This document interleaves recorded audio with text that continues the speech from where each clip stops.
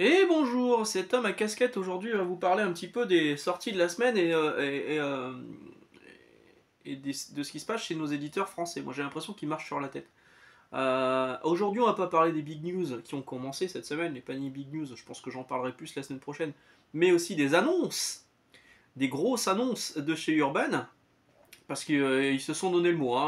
Je pense que Urban a voulu griller la priorité à Panini parce qu'ils ont commencé à faire leurs annonces genre 2 jours avant. Et c'est quand même les grosses annonces prévues pour l'année prochaine qui n'apparaissent toujours pas en fait dans les plannings de libraires, etc. Je pense que c'est un des trucs qui a fait que la chaîne a eu peut-être une influence là-dessus. C'est rien. Parce qu'avant on les retrouvait facilement les trucs, mais maintenant il faut attendre que tout soit fini d'être annoncé. Et là, boum, ça apparaît. Bon, alors effectivement, il y a quand même des scoops qu'on entend, des trucs. Il y a des trucs qui se préparent, on entend des choses. J'en parle pas encore tant que c'est pas forcément officialisé. Mais ouais, ouais, c'est. Autant cette année 2024 n'a pas été folle, autant l'année 2025 s'annonce sur de meilleurs auspices. Oui, c'est ça l'expression. Euh, notamment au niveau de chez Urban, les Dawn Off, on arrive au bout là. On arrive au bout, et donc va arriver les all-in, vont arriver les absolutes. Il y a un gros truc qui se prépare. On en parlera en temps voulu. Donc là, cette semaine chez Urban, on a quand même eu les Urban Limited, comme la Justice League. Finalement, les grands volumes hyper deluxe d'eau toilée, Serfil, machin, tout ce que vous voulez dans un carton, euh, qui sont très très limités, mais tellement limités qu'il m'en reste encore de l'année dernière que j'ai toujours pas vendu. Là, il est Star, je pense à toi, Mère Victoire, il m'en reste un aussi. Euh, et là, donc cette année, c'est Mad Love. Pourquoi Silence, donc là par contre j'étais un peu tenté, mais quand même 99 balles ça me fait chier, mais c'est vrai que Silence Hush, c'est quand même un de mes récits cultes. Et vraiment, alors, j'ai pas craqué parce que je les ai tous en floppy, j'en ai parlé avec un client abonné de la chaîne aujourd'hui. Coucou. Je les ai tous en floppy de l'époque. Et là, pour ceux qui ont loupé les floppies d'époque, il y a DC Comics aux États-Unis qui vont ressortir des facsimilés. Tous les épisodes vont ressortir en facsimilé au fur et à mesure jusqu'à l'arrivée de Hush 2. Et franchement, c'est hyper cool. Parce que c'est le floppy, parce que pour le coup, c'est vraiment rien. Mais comme je les ai déjà tous en floppy, je vais pas craquer. Et je vais pas craquer non plus pour cette version Urban Limited parce que ça n'a pas tellement d'intérêt pour moi. Mais c'est vrai que c'est un bel ouvrage, quoi. Et le troisième titre de cette collection, c'est Watchmen, que vous pouvez donc acheter à 9 balles en tout petit format, ou donc à 99 €, 10 fois plus cher, en plus grand format, c'est vous qui voyez. Il y a aussi Phenomena numéro 2 qui est sorti chez Urban, le titre de Brian Michael Bendis en indépendant, qui ressemble énormément à un mix entre comics et manga, avec Aruro au dessin. Le premier était bon sans plus, donc bon le deuxième, j'ai tellement de trucs à lire, je me demande si je vais pas faire l'impasse et puis je le lirai plus tard, j'en sais rien, mais bon pour l'instant je pense pas le lire. Et par contre, chez Panini, donc là c'est les quelques sorties chez Urban, et chez Panini il y a eu 36 sorties. Donc, je vous ai déjà expliqué le principe des offices dans les librairies, où c'est les sorties, Panini c'est le mercredi, Urban c'est le vendredi, euh, et là chez Panini ils ont sorti tout sur cet office-là, cet office du 6 décembre, du 5 décembre, on est combien là? Là on est le 6, on est vendredi 5, 4 décembre pardon. Tout est sorti en même temps. 36 titres. Je vais pas tous vous les énumérer parce qu'il y a quand même beaucoup de redites et beaucoup de réimp et puis des intégrales et du omnibus de Predator numéro 2 et patati patata, plein de trucs. Plein de trucs, mais quand même à noter Deadpool Wolverine, la série merde, c'était qui au scénario? Je sais déjà plus. Je l'ai acheté moi. Et c'était Adam Kubert au dessin. C'est pas une mauvaise série. Maintenant, il n'y a que 3 numéros dedans. Il n'y a pas tellement de bonus. Moi, j'attendais de voir ce qu'allait donner la pagination en VF. Savoir s'ils allaient rajouter plein de bonus dedans. Histoire de gonfler un petit peu la pagination. Non, c'est 3 numéros. 3 numéros floppy américains. Alors, le numéro 1 était un tout petit peu plus gros, mais pas des masses. Pour 16 balles. C'est quand même cher payé. Hein. Mais bon, c'est une histoire plutôt sympa entre Deadpool et Wolverine avec un Adam Kubert, je dis Andy, c'est Adam Kubert, plutôt en forme, euh, et la série a plutôt bien marché, ce qui fait que du coup il y a une nouvelle série Deadpool Wolverine qui sortira là en janvier, mais là par contre les auteurs m'intéressent pas plus que ça, donc je dirais pas. Mais ouais, celle-ci elle est plutôt pas mal, ça vient de sortir en 100% Marvel, et j'ai noté aussi l'artbook de Peach Momoko, hein, que tout le monde attendait depuis des années, évidemment. Faites-vous plaisir, Peach Momoko, il y a aussi Demon Wars qui vient de sortir en petit format manga, si jamais... Du manga il va en être question dans un jeu vidéo aujourd'hui, hein. Je vous le dis parce que... Parce que j'ai pas acheté beaucoup de comics, mais la vache, qu'est-ce que j'ai acheté comme manga cette semaine. Donc, il y a eu le début des Panini Big News, machin, tout ça. Euh, juste pour vous expliquer, je vous disais, j'ai l'impression qu'il marche sur la tête. Par exemple, chez Panini, on nous annonce une réédition souple de la Ligue des Gentlemen Extraordinaires à 37 balles, en nous disant que c'est un prix accessible. Certes, sauf que c'était déjà le prix de cette édition-là quand elle était sortie en version hardcover, en dur, il y a quelques années, en 2018. C'est le même prix, et c'est Yann, que je salue ici, qui me l'a précisé sur Instagram. Et en plus de ça, ça vient de ressortir en 2 omnibus. Le dernier est sorti il y a un mois, un peu plus d'un mois, le 20 octobre je crois, à 90 balles. Et donc là ils ressortent la Ligue des Gentlemen Extraordinaires en couverture souple à 37 €. Les mecs qui viennent d'acheter le deuxième omnibus, voilà, et là je pense qu'ils peuvent se dire je me suis fait enfiler.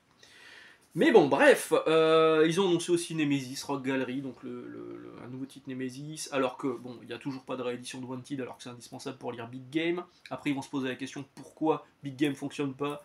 Bah, j'en sais rien, peut-être que ce que vous proposez pas les titres en rapport est indispensable à la lecture disponible. Donc là, il n'y a toujours pas de réimpression pour ça. Anthony, que je salue également ici, me précise sur Instagram que c'est comme pour Prodigy. Prodigy, le numéro 2 venait de sortir, le 1 est en rupture. C'est débile, c'est la suite directe. Voilà, et chez Urban, pareil, on marche un peu sur la tête parce que on nous propose des rééditions que. Alors eux, ils disent l'édition tant attendue, tant demandée de Batman de Scott Snyder arrive en intégrale. Personne, jamais. Genre, franchement, hein, on discute souvent comics, vous et moi. Personne n'a jamais demandé une réédition en intégrale des Batman de Snyder. Pourquoi faire ça? Je les ai recommandés en fin d'année. Je les ai tous. J'ai l'intégralité de la série Batman de Scott Snyder, des New 52, en rayon, et ça fonctionne, hein, j'en vends régulièrement. Pourquoi sortir en une intégrale? C'est parce que tout est encore dispo, et en plus de ça, non seulement c'est disponible en format classique, mais c'est aussi disponible en format, enfin la cour des hiboux et la nuit des hiboux en format Urban Nomade, en petit prix. Pourquoi le sortir en... Enfin, c'est... Donc là, ils nous font des réimpressions de trucs, voilà, chez Urban. Mais il y a des trucs qu'on ne sait toujours pas, voilà. Est-ce qu'on aura la suite de Shazam? Le Dawn of Shazam numéro 2, il est où? On sait pas. Là, ils ont annoncé Dawn of Green Arrow, Dawn of JSA, les prochains tomes. Shazam, pour l'instant, il n'y a que dalle. Alors peut-être que ça va être annoncé dans les jours qui arrivent. Preacher, que tout le monde attend en collection Urban Nomade. Enfin, vraiment, hein, même moi j'ai un tourniquet, vous savez, où je mets tous les Urban Nomades bien visibles en librairie. Et il y a une illustration de Preacher dessus. Donc c'est qu'il l'avait prévu hein, à un moment. Hein. Eh ben non, d'après ce que me dit Gaëtan sur Instagram également, je crois, ça sortirait en urban graphique. What is the actual fuck? Je pense que le sursis de certains titres, tels Black Science ou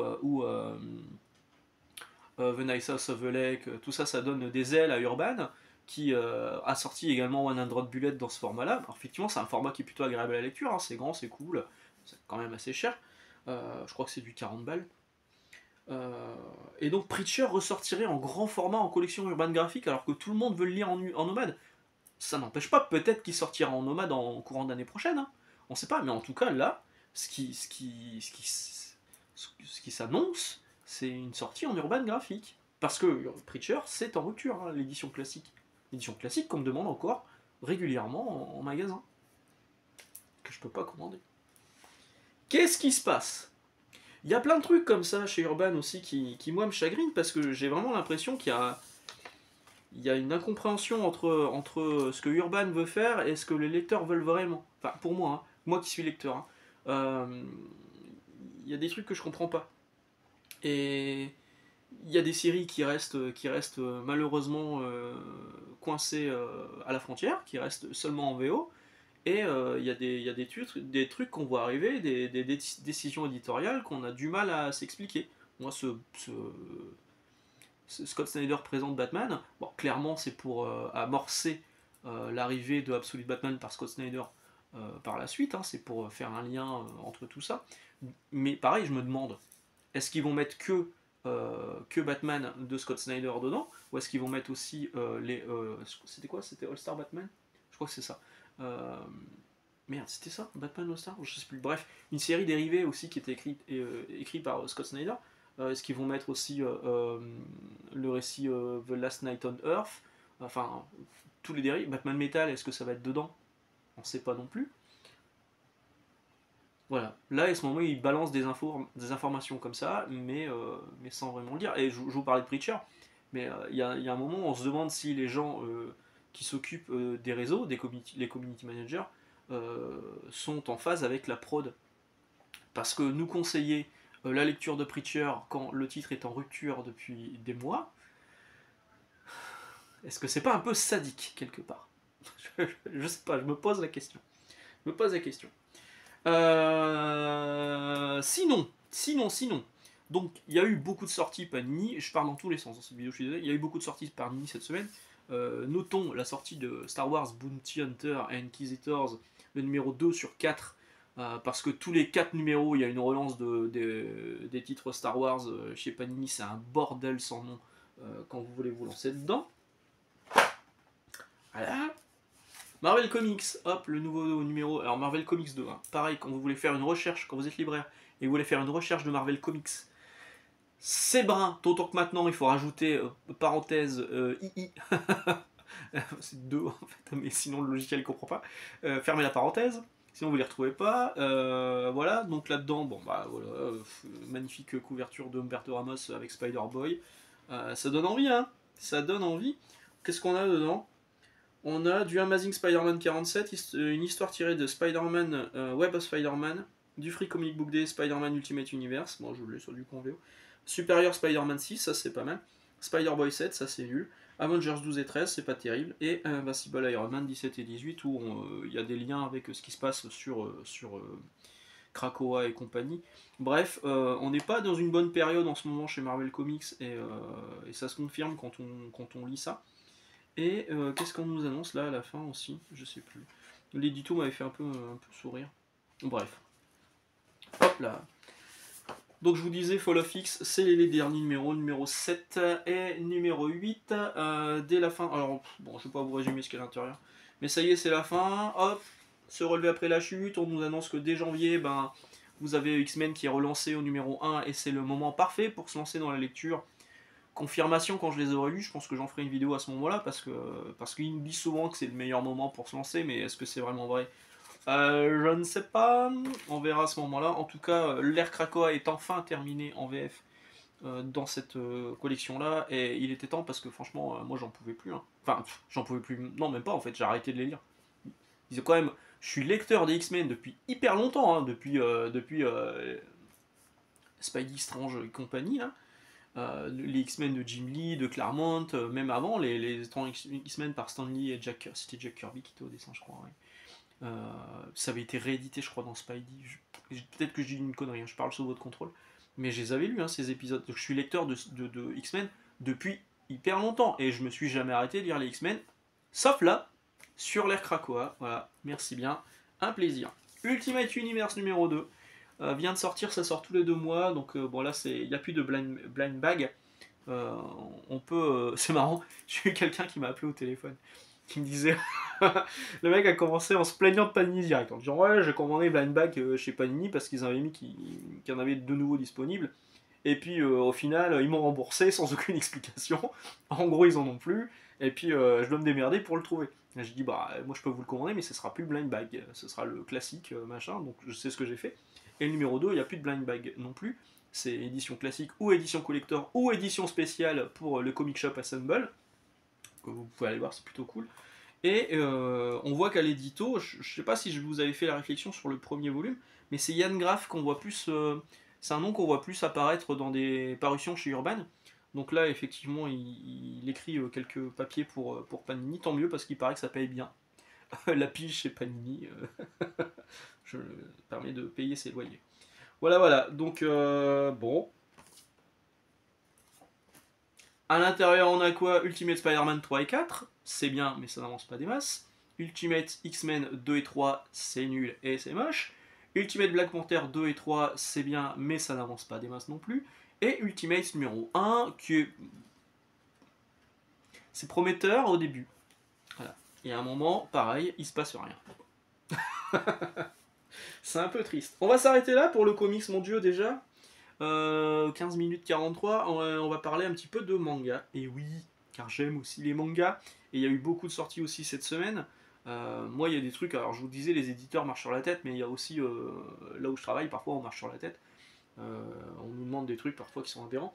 Et il y a eu énormément de sorties, et on nous demande des trucs, de trouver de la place pour un top, alors qu'on n'a déjà pas de la place pour mettre toutes les sorties. Voilà. Et vous allez voir que des sorties, il y en a eu masse. Il y a eu le nouveau tome de Dan Dadan le 15, la série cartonne même en manga en ce moment depuis l'arrivée de la série sur Netflix, la série animée. Il faut dire que c'est vraiment bien, et dites-vous bien que si vous avez aimé la série animée, le manga est encore mieux. Vraiment, ça fait 1 an que je dis que Dan Dadan c'est hyper cool. Un jour on va découvrir qu'en fait c'est une IA qui écrit le truc et qui dessine, parce que le mec... Yokinobu Tatsu, il est hyper régulier, et, au niveau de la qualité des dessins, c'est top. Au niveau de l'histoire, c'est très bien. C'est hyper bien, Dandadan. Si vous n'êtes pas encore lancé dedans et que vous aimez les mangas, faut vraiment se lancer là-dedans. Radiant est sorti de Tony Valente. Et oui, un manga français, le seul que je lis. Le numéro 19. J'adore la série, je m'étais tout enfilé d'un coup, là, j'ai vu ce film. Et à chaque numéro, je me régale à la lecture. C'est vraiment très très bien. Il y a eu un numéro hors série là, Siffondir Chronicles, scénarisé par Tony Valente, mais qui n'est pas dessiné par lui. C'est moins bien. Et c'est pas indispensable. Voilà, c'est pas indispensable, mais ce sera une courte série qui sera sur 3 numéros, je crois. Donc bon, à la limite, complétisme maladif, vous pouvez y aller. Mais ça, la série de base, pour un mec qui aime One Piece par exemple et qui veut un truc qui ressemble un peu, vous pouvez partir sur Radiant. C'est du shonen classique, c'est vraiment très bien, et en plus c'est dessiné par un français, ce qui est suffisamment rare pour. Enfin, c'est dessiné par un français et c'est bien. Parce que c'est pas Inox Time qui va. En même temps, c'est pas lui qui dessine et c'est pas lui qui écrit. Hein. Il a juste mis un tampon avec son nom dessus. Donc, alors, pour tous les gens qui se posent des questions sur Inoxtag, oui, c'est un énorme carton. Ça se vend par palette. C'est en rupture de partout. Quand il y a une réimpression, on est coupé forcément, mais on arrive quand même à en avoir régulièrement. Mais dès que c'est posé, ça part dans la journée. Dès que ça pop sur notre site internet, là où je travaille, on a 6-7 réservations d'un coup. C'est un gros carton. C'est le gros carton de fin d'année. Me demandez pas, parce qu'on m'a déjà demandé quand sortait le tome 2. On ne sait pas. Peut-être qu'après avoir grimpé sur l'Everest, Inoxtag attend d'être grimpé sur le Mont Blanc pour pouvoir nous faire un tome 2. C'est peut-être là qu'il a trouvé l'inspiration. Alors, moi j'achète Ayakashi Triangle de façon très putassière, parce que c'est très sexué, mais c'est un peu rigolo. Voilà, donc moi j'aime bien. J'aime bien Ayakashi Triangle. Il n'y a pas longtemps. En fait, on n'en vend jamais en magasin. La série fonctionne pas en France. Hein. Enfin, chez moi en tout cas, elle fonctionne pas. On n'en vend jamais, hein. Donc en général, j'en prends 2. Bon, un pour moi. Et j'ai mon ami Sylvain qui s'est mis à la lecture du truc sur mes conseils et il a bien aimé. Résultat, les 2 sont vendus direct. Et ben, en fait, j'avais un 3e acheteur qui a râlé parce qu'il n'a pas trouvé le jour de la sortie. Bah ouais, ils étaient déjà réservés. Donc maintenant, je vais en commander un peu plus. J'ai réussi à faire une vente de plus pour Delcourt Tonkam sur la série Ayakashi Triangle. C'est pour moi, c'est cadeau. Les grands formats, il y a un petit peu de grand format aussi. Spriggan numéro 4, c'est du Panini. Oh, j'adore donner de l'argent à Panini. Spriggan, une série que j'aime beaucoup. Là, on est déjà à son 4e volume. Je crois qu'il y en aura 13, je sais plus. On entend les enfants des voisins, tiens, je sais pas ce qu'ils font. Encore de l'argent donné à Panini. Oh, Katsai numéro 8, c'est le dernier. Cette semaine, j'ai un stagiaire qui m'a dit: oh, dis donc, ils ont fait un manga tiré de la série TF1. Évidemment, je l'ai baffé, parce que c'est pas possible de dire des choses pareilles. Donc Katsai, le manga, qui est quand même bien meilleur que ce qui a été pondu sur TF1. Alors moi j'ai vu que les 3 premiers épisodes, ça aurait pu être pire, mais ça c'est quand même bien mieux. Et ça c'est donc le dernier numéro de cette nouvelle édition avec ses couvertures absolument dégueulasses proposées par Panini Manga. Je t'en prie Aurélien, je t'en prie Émile, c'est pour moi, vous pourrez mettre du ketchup dans vos pâtes ce mois-ci grâce à moi. Versus le numéro 2 est sorti, hop là, oui j'en ai plein. Versus le numéro 2 est sorti, c'est le manga fait par One et par Kyotaro Azuma, qui était un dessinateur d'un manga de King of Fighters, donc je connaissais un petit peu. Et One, donc c'est le dessinateur, c'est le créateur de One Punch Man, le dessinateur c'est le dessinateur de Aichi du 21, Murata. Et c'est hyper cool, c'est vraiment bien, je vous le conseille fortement. J'avais beaucoup aimé les versions japonaises que j'avais achetées au Japon lors de mon dernier voyage. Donc du coup là j'ai bien le numéro 1 en version service presse et le numéro 2 maintenant que je viens d'acheter. Je vais suivre la série, j'aime beaucoup. Et j'ai les versions originales aussi. Ça vient de sortir aujourd'hui, je viens de me choper, je ne l'ai pas encore lu. J'ai râlé énormément sur le tome 1. Et j'ai fini par l'acheter. J'ai râlé, et j'ai tagué et j'ai fait une vidéo courte en montrant sur Instagram que la qualité de fabrication qu'on nous vendait comme exceptionnelle, machin, elle était pas terrible parce que quand on ouvrait le truc, ça faisait un bruit de craquage absolument dégueulasse, et quand on l'ouvrait comme ça, on voyait qu'il y avait un gros écart qui se faisait ici au milieu. Et ben c'est plus le cas. Alors soit j'ai été écouté, soit il y a beaucoup d'autres mecs qui ont fini par gueuler. Mais c'est vrai qu'à 29 € le volume, on est en droit d'exiger quand même une qualité meilleure que ce qui a été proposé sur le tome 1, c'est corrigé sur le tome 2. C'est du Yoshikazu Yasuhiko que moi j'aime beaucoup pour Venus Wars, on en parle après. Surtout c'est une porte d'entrée parfaite dans l'univers de Gundam. Moi étant plutôt un branleur du Japon, comme disent les gens mal informés, étant fan du Japon depuis très longtemps, forcément je suis passé par du Gundam à un moment ou à un autre, sans jamais comprendre vraiment tous les tenants et les aboutissants. Et bien grâce à ça y est, je commence à comprendre parce que c'est le tout début. Voilà, et c'est vraiment bien. Et Venus Wars, donc le numéro 2 et le dernier tome, qui reprend les numéros 3 et 4 des mangas japonais, où on voit la guerre sur Vénus, mais de l'autre côté de la faction ennemie. Et c'est top, c'est du Yoshikazu Yasuhiko. Vous voyez là, c'est du grand format. Ça coûte 24 € je crois, 25 €. Grand format. Alors il n'y a pas de page couleur, contrairement au numéro 1. Il y avait des pages couleurs dans le numéro 1, là c'est pas le cas. Pourtant c'est le même prix. Mais bon, de toute façon c'est indispensable. Voilà. C'est tout. Incroyable. Non, j'avais rien d'autre. Ah bah parfait. Voilà. Me reste plus qu'à vous souhaiter une excellente journée, excellente lecture. Profitez bien de vos fêtes de fin d'année. Je vais faire au mieux pour continuer les vidéos régulièrement le mardi et le jeudi dans les semaines qui arrivent, parce que bon, commence à être un peu compliqué de trouver du temps. Déjà pour lire, c'est dur. C'est dur de pouvoir s'asseoir et lire, parce qu'au boulot on travaille beaucoup, puis surtout quand on essaye de nous convaincre de... En fait, on nous demande de trouver des solutions pour des problèmes que les mecs se créent eux-mêmes. Voilà où on en est. C'est quand même fou. Voilà. Allez, excellente journée, excellente lecture. Je vais arrêter cette vidéo avant de dire des trucs qui me feraient virer. Et puis, on se retrouve mardi. Ciao.